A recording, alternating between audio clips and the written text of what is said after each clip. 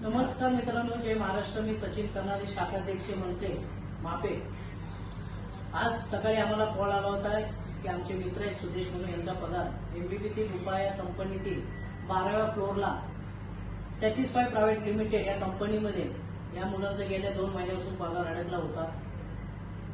मालक पगार देण्यासाठी टाळाटाळ करत होता, परंतु आपलं एक वाक्य आहे, एक प्रॉब्लेम सॉल्व्ह या विषयाने आम्ही आज गेलो असता 1 तासामध्ये त्यांचं पेमेंट जे काय असेल त्यांचे XYZ अमाऊंट ते आम्ही त्यांना परत मिळवून दिले. आणि इथून पुढे त्यांनाही सांगण्यात आले की कुठल्या कंपनीमध्ये काम करत असताना त्याची पूर्ण कंपनीची पार्श्वभूमी बघा, की बाबा पगार टायमात देतात की नाही, तर मेहनत ही वाया जाईल. असं तुम्ही करू नका.